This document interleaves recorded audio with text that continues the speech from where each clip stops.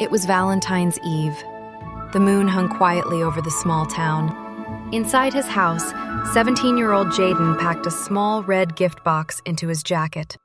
I promised her, no matter what. His father's voice echoed, "You're not leaving this house." But love was louder than fear. Jaden quietly climbed out the window and ran into the night. It was Valentine's Eve. The moon hung quietly over the small town. Inside his house, 17-year-old Jaden was making his final preparations. His room was filled with the soft glow of a desk lamp as he worked. He carefully packed a small red gift box into his jacket pocket. Inside that box was something very special. A delicate silver bracelet with her name beautifully engraved on it. He looked out at the night, his heart racing with anticipation for what was to come. I promised her, no matter what. You're not leaving this house. The sudden shout made the air in the room feel heavy and still. But for Jaden, love was much louder than fear. Jaden quietly climbed out the window and stepped onto the ledge. His feet hit the ground softly as he began to run down the street. And he disappeared into the night, driven by a promise he intended to keep. Morning sunlight touched the streets as he arrived at Amina's house. I hope she's awake. I hope this is enough. He knocked softly, the sound echoing in the stillness of the morning. The door opened, and for a moment, time seemed to stand still for both of them. Jaden, what are you doing here? I thought you were miles away. He smiled weakly, the weight of his journey finally catching up to him. Happy Valentine's Day, Amina. I wouldn't have been anywhere else today. The small gift held a promise he had crossed oceans of difficulty to keep. She hugged him tightly, lost in the warmth of his presence and the surprise of his return. She hugged him tightly, not knowing the cost of that moment, or what he had sacrificed to stand there. The hours slipped away as they sat in the gathering shadows. Jaden's phone buzzed incessantly, his father calling again and again without answer. You should go back. He will be angry if you stay out any longer.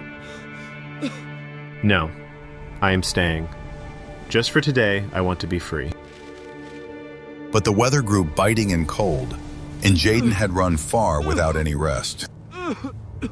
By evening, the exhaustion took its toll, and he began to cough violently. His skin burned with a rising fever, his body feeling dangerously hot against the chill. Strength left his limbs entirely, and the world began to spin around him.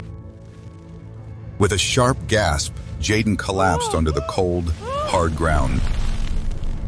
Amina cried out in terror, reaching for him as he lay motionless.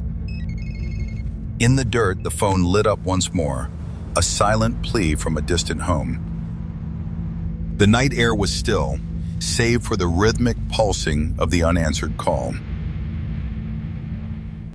The front doors slammed open. Amina's father stood in the doorway, his presence filling the room with dread. What is going on here? He saw Jaden on the bed. He didn't see the illness, the fever, or the medicine on the nightstand. His face turned red with anger. A storm was brewing in his heart, fueled by a terrible assumption.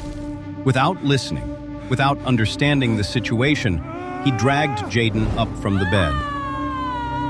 Daddy, stop! He's sick! Please listen to me! But rage blinded him. He couldn't hear her voice over the pounding of his own heart. He struck Jaden again and again, pouring all his anger into the defenseless boy. Jaden fell to the floor. He lay there, unmoving, his breath shallow and then gone. Silence filled the room.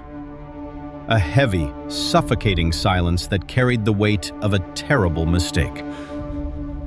The truth finally reached him, piercing through the fog of his anger. But the damage was done. Too late. The world is often broken not by malice, but by the speed of our judgment. The silence of the night was shattered by a chilling sound that no one expected. Sirens echoed outside the house as neighbors emerged from their homes, drawn by the chaos. Inside, time seemed to stand still. Amina sat on the floor, clinging to the only piece of her world that remained. She held Jaden's cold hand, her tears falling onto the floor where their future had just ended. The bracelet, a gift of love and a promise of forever, now lay discarded beside him. The law had arrived to claim the man who had let his heart be consumed by shadow. You are under arrest for murder. Her father was taken away in handcuffs, the weight of his actions finally settling upon him. A father's blind anger had destroyed everything he once claimed to protect, leaving only a trail of broken lives. The sirens eventually faded, but the silence that followed was the heaviest sound of all. In the end, there was nothing left but the memory of a love that wasn't allowed to live. Everything was gone.